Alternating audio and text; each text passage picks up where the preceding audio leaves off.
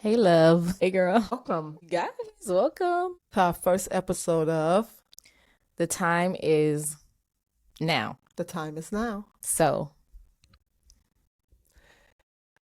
This is such a monumental moment for us to share a part of our journey, a part of our story, a part of us in the here and now. The Time Is Now is an episode. The Time Is Now is a channel that is created this is our first episode. to share who we are. So, Yeah. first, let me introduce my daughter. She is incredible. Her name is Bahtyah Goldston. She is committed to the journey of learning, of transformation, of change, and discovering aspects of herself that have been harmed, that have been abused, taken advantage of, misused, and misunderstood. And because of that, she has accomplished a lot of great accomplishments that most people won't consider accomplishments, but I consider them miracles actually in themselves. And I'll leave it there for now.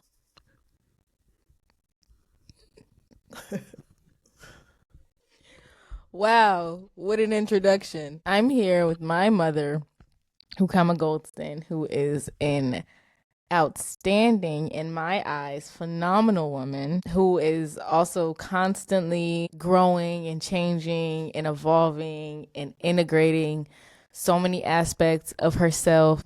She is a mother, a daughter, a friend, a professional in the mental health field. Great, amazing, phenomenal. What more can be said? Boss, CEO. But yeah, so that's my mom. Wow. Incredible. Thank you. Thank you. I appreciate that. So, where will we begin? Where could we? From anywhere we decide. Perhaps the beginning could be nice. Let's begin. All right.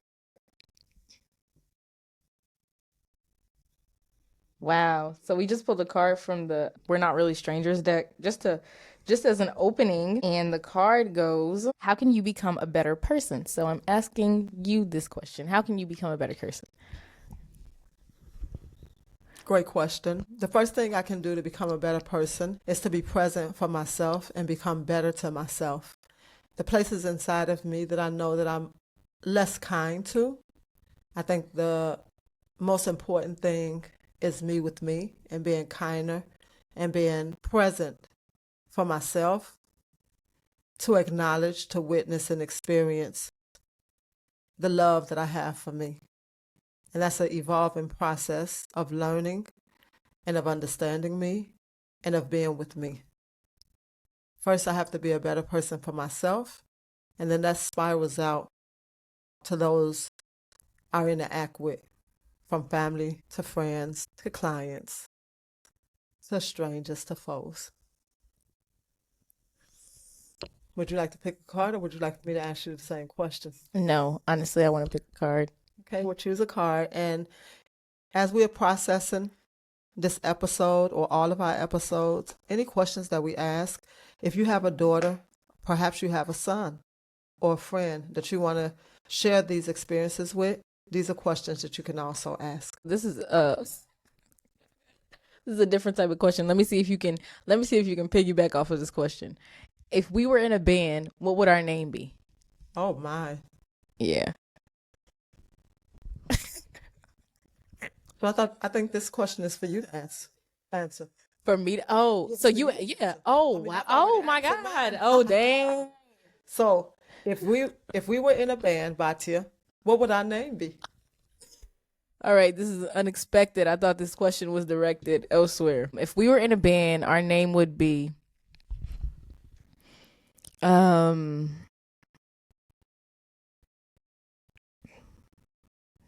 shit. Us. Us. That's it. That's all we can say. Just us. Just us or should us? I mean, which one did you say? Us. Us. That's the name of our band. Us. US.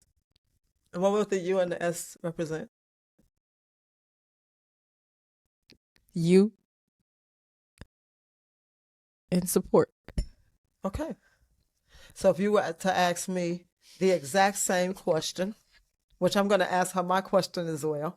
But if you would ask me if we were a band, what would our name be? I would probably say From Then to Now. From then to now. And it would be a throwback kind of band Okay. because our band would play beats of the heart, and it would share stories and writings and her rap music and poetry and God knows what else would be in this dynamic band.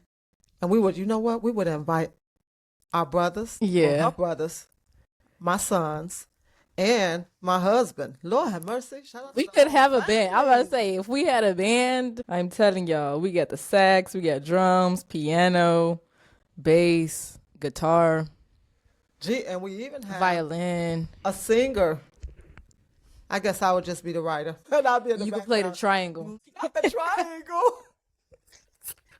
Wow. You could do the tambourine. My timing ain't always right. So that'll be kind of interesting. But anyway, we'll have a blast.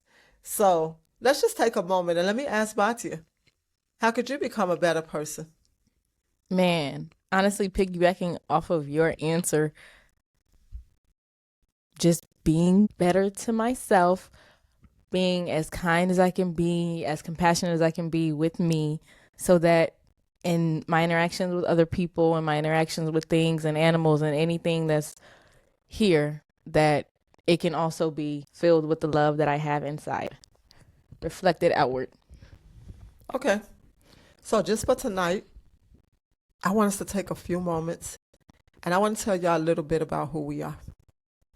So she introduced me. I'll say my name is Rookamah. And if you ask me who I am and what I do, I will say that I'm a light bulb changer and I'm a mind changer. I change the light bulbs in myself constantly with the help of the Creator. Of course, I'm not doing anything by myself. But definitely when I sit with other people, I call on all the help from angels, guides, spirits, light workers, beings of light, and beings of consciousness, all those who are vibrating with higher and pure frequencies of love and light. I always call them to be present with me because I know that I don't walk alone. And I change people's light bulbs. I can't do it for you. I can just install a new light bulb in. It's your job to turn that light bulb on and to begin to do the work with yourself to brighten your own light. Each of us are inherently born with this bright light. But I didn't start from there. I started from, I'm going to say I probably always had this huge gift inside of me, and I was always filled with light. But it was filled with a lot of trauma, a lot of pain, a lot of suffering. And for me to be sitting here in this moment with my daughter is a testimony because, I always wanted to be a boy's mother. I had this saying that said, girls had to go home to their mothers. I didn't want to raise a daughter. That was too much for who I was. I didn't want my own history of the traumas that I experienced in my teenage years to spill over on a daughter that I was responsible for. Only to fail, God gave me a daughter and I freaking fail. I failed at every turn. When she entered my womb, I didn't want to have a daughter. I didn't want to have another child. I didn't want anything to do with whatever this pregnancy was. And I actually contemplated abortion. And of course, I come from a world where abortion is not allowed. So I drink some herbs. I'll do it the natural way. Abortion is still abortion, however you flip the coin. And not want to be pregnant was definitely something that I wasn't looking forward to with a 10-month-old baby already at home. However, I have to call one of my aunties who, when I shared with her what my thoughts were, she told me, what if it's a girl? And that she had been pregnant one time, aborted one time, and she wished to God she had more children. I will always love you for this gift that's sitting across the table. Thank you for that. That moment, that inspiration, that spark. And even when she said I would have a daughter, that wasn't the moment. The moment was, if I wouldn't have another child, will I be all right with the 3 that I already had? And I understood that I wouldn't, because I always wanted to have 7 children, and I wanted to have stair steps, and I wanted them to be so close and fill my home with love. So I decided I was going to carry her. She came into the world in my womb with so much, I would say, neediness. Knocked me off my feet. I was sick. I was still trying to nurse my son. I was living off of crackers and tartar sauce and grapefruit. Who can carry a child and nurse a child on that? But anyway, I winded up with having too much amniotic fluid, and I wound up on some type of level being high risk. Who knew? And going to get all these ultrasounds to check and see if everything was all right with her. And I had 12 ultrasounds before it was time for her to deliver. I always deliver my babies 2 weeks late. Everybody want to stay in the womb, and obviously I want to hold them in. So with her, I went to the hospital, and the last ultrasound I had, which was my 13th ultrasound, they asked me, did I want to know what I was having? Before I asked the doctor, maybe on 10 or 9, what was I having, and he told me that I should be grateful to have a healthy child. So I put it out of my mind to know what I want to have, because I had never had a problem during pregnancy, so this was a new experience for me. So when the woman asked me, did I want to know what I was having, she asked me, what did I have at home? I said, I have 3 sons at home. And she said, welcome, you having a daughter. And it was like, no! No, what you were supposed to be so excited because you had sons. And, maybe a week later, I gave birth to her. And she was the most perfect thing that was ever born. Everything about her, when the doctors came in, they said she's perfect in every way, around face. Everything was just so beautiful. But I still was not present. And boy, was that felt. Oh, this is interesting. This is the first time I think I've heard that you said that you found out a week before. That's kind of crazy. Because, people usually, they find out before. You have all this anticipation. Like, oh, it's going to be a girl. It's going to be a boy. So that's interesting. Super reflective of the journey. To say the least. But wow, yeah. You came. You arrived. You was determined to be here. You was determined to come through me. And what have your experience been being with me as your mother? Man, y'all, only few people that grew up in our house would know what it was like to have Rookamah as a mother. The good, the bad, the ugly. It's just something that I guess everybody would say in their own experience. They know what it's like to have their Iman. Having siblings is a great blessing to be able to share those experiences with. But I think life has a way of twisting and turning around. In my earlier formative years, I would say that was something that was felt, maybe not in my mind, because I'm a kid, obviously. So it's not like, I'm really thinking about it and I'm really processing it. But I think there was like a feeling of like, maybe I'm just here. Maybe I'm just here. And it wasn't bad. I can't say like with a lot of experiences and stuff.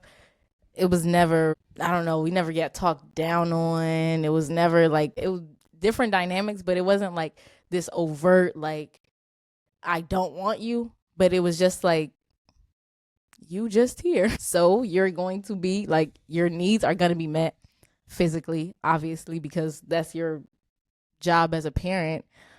But beyond that, it's like you pushing it, you asking for too much. Everything is too much. Everything you want is too much. Everything you need is too much. Leave me alone. And then I think in your own process with yourself that we got to see like very, very openly, and you going to school and going to therapy and just moving in a different fashion and in a different order, that just opened up and it birthed so many new experiences and so much change and so much presence. But I think just a lot of the damage that was done in the formative years of my life, it just was just, the foundation was just so shaky. So it's been years of like building, and it's been years of repair. Yeah.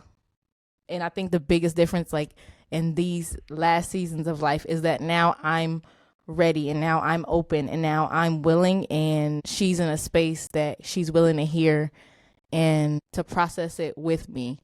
And it's just a very big blessing, and it's a beautiful gift. So a lot of the stuff I can't even remember now. If I really sit and meditate on it,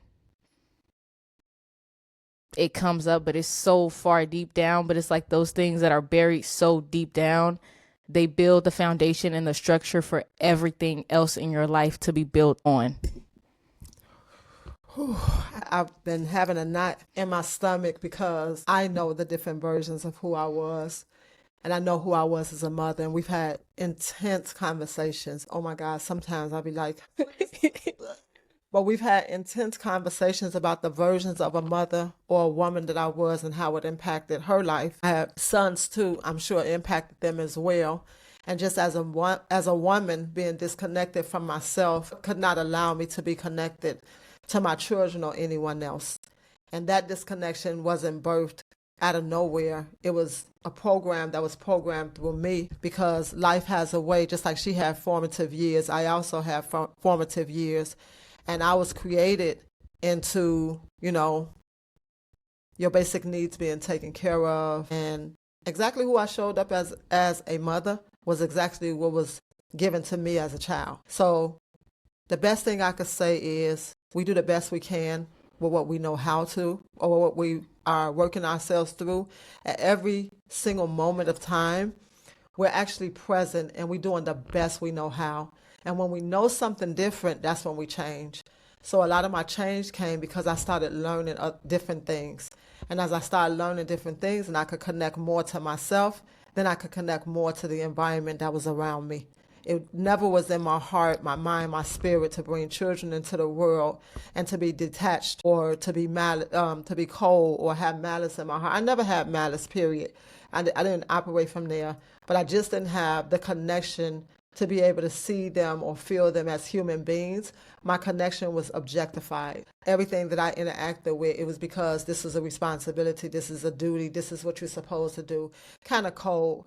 And I find it very liberating for us to do this conversation, because I know that I'm not the only woman in the world that's 51 that experienced these experiences.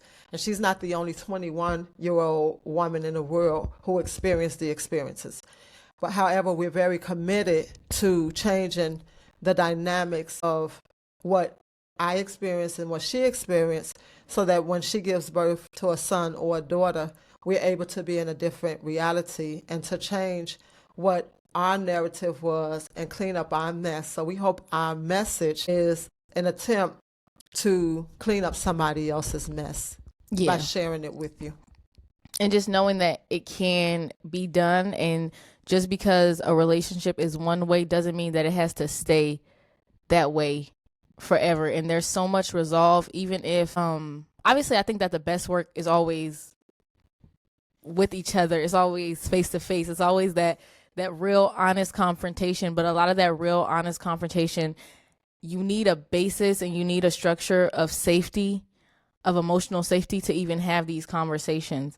So yeah, that was my piece. Thank you. And if we trigger something inside of you, please get help. Reach out, get support. Seek help. Seek help. Oh my God, I went to counseling, y'all, for a year. I've been in and out of counseling. I am not the woman I am today because I didn't do any work, because I didn't get help from others. And I am constantly doing work on myself, improving myself to be present for me, so that when my children show up with anything, I don't care what it is, I can sit there and I can hear them and I can validate them, even if I don't even remember the experience. Some of the stuff that they tell me, I'll be like, oh my God, who's that woman? So ashamed of her, but I'm not her. So I'm not ashamed of who I am right now. And I understand that shame ain't nothing but the trap of the ego, pulling me back in, to loop me back in, to not go anywhere. So I know we are all unconditional love at the end and the beginning, and that there's a presence of light within each one of us. So no matter what state you're in, when you hear this, we just hope that it's an inspiration to you, because it's an inspiration to us. We are not practiced. This is something that we have been attempting to get started now for 3 months. So we did probably something stuff like that. We bought all the equipment. We figured it out.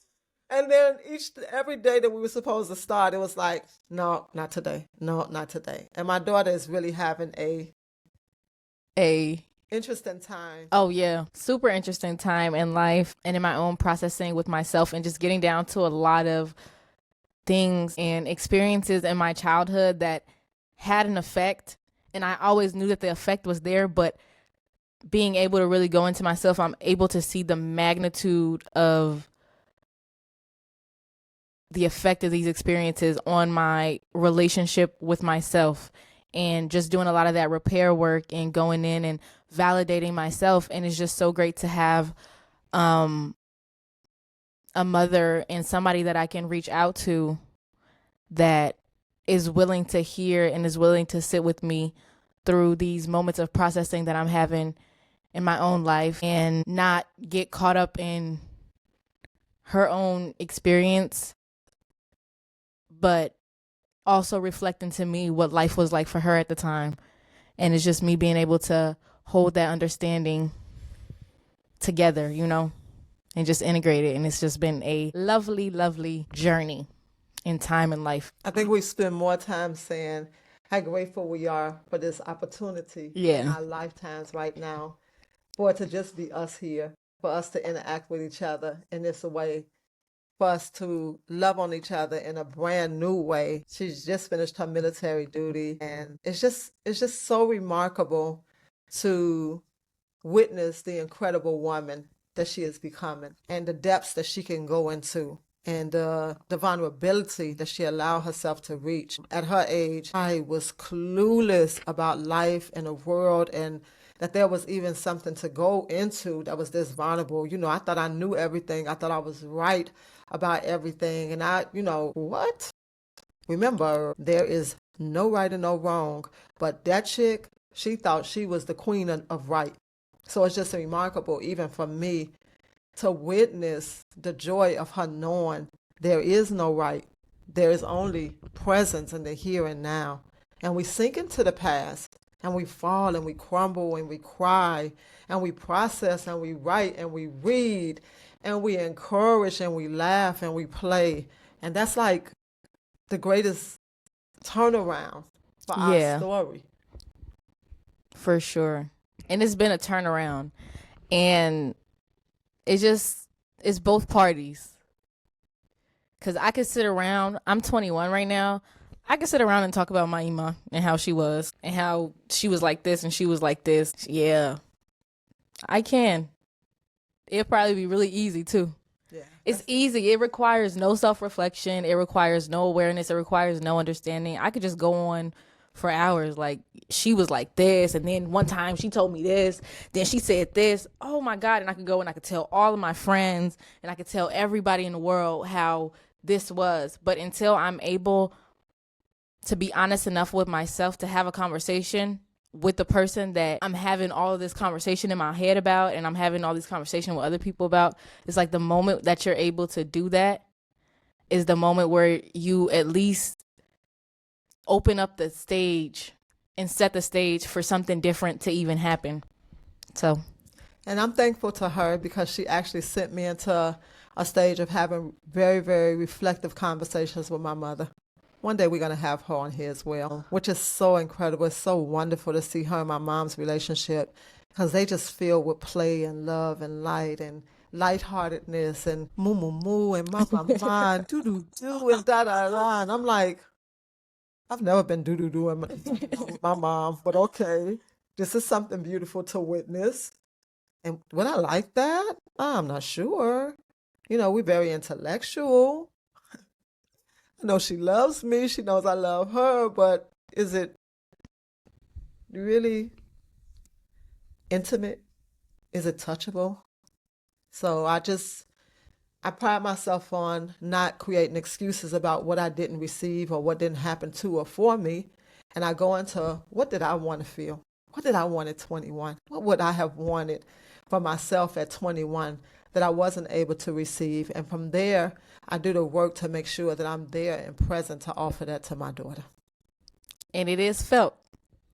And it doesn't go unnoticed either. So, All right, so we're going to wrap this episode up. Share us with your friends and family. And remember, if you want to leave comments, we're very interactive, so we are more than likely answer each person individually. Don't hesitate to leave us a comment. Or a question or an opinion, or maybe even a situation that you're going through that you just wanted to share, or you want some other insight and advice on. And we can speak from our own experience. Right. We already talked about our own experience. Yeah. We can tell you, like, maybe if you have some time frame in your life, or in if you're a daughter or a mother and you have a time frame or a certain experience that you experienced, and you want to ask us, have we ever experienced that, and you want us to elaborate on that, we'll be more than happy, because we are an open book. Okay, so we know that in this moment that the time is now, and that it's a very thin line between trauma, emotional neglect, pain, and healing and miracles. And thing that is between those, the trauma and the miracle and the healing, is going to be forgiveness. And I forgive myself constantly. And I forgive that woman, the one who I was, all the layers of me, because I'm every age I've ever been. And it's a thin line between it. Thin line to fall back into it, to pick up the old ways, and a thin line to let it go and keep going forward, not knowing what that forward even looks like. But I know that it's better than yesterday was, because every day that I look in my daughter's face, I'm reminded of the gift of the transformation and the miracle that happens through healing. And I love you, and I'm grateful for this opportunity. Yay. And I love you, and I'm grateful, beyond grateful for this opportunity. Yeah. So we do want to leave you with a question.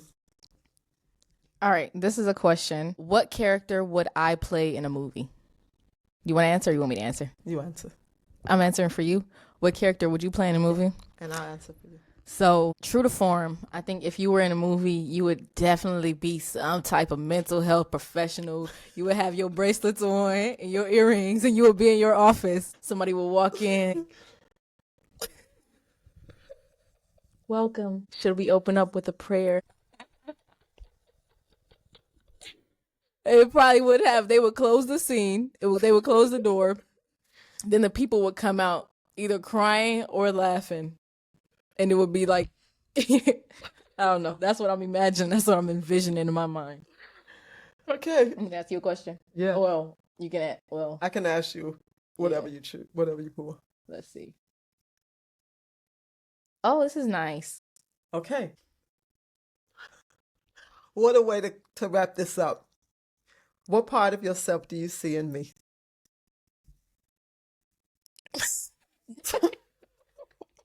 You want me to answer again? I answered first. Oh, you answered first. My turn. Okay. What part of me? What part? I should ask the question. Yeah. What parts of yourself do you see in me?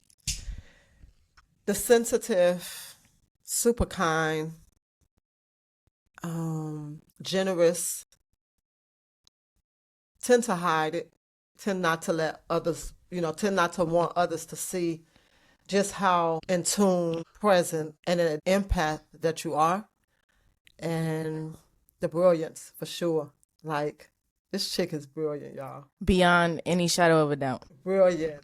Loves reading. Has always been a fan of reading and exploring and getting to know things about the world and life and the trees and the cats. Why the refrigerator hums when it hums, and it's just so beautiful, because I see that part of me inside of her, the curiosity, the hunger, and just the joy of learning more of herself and more about life and where she's going.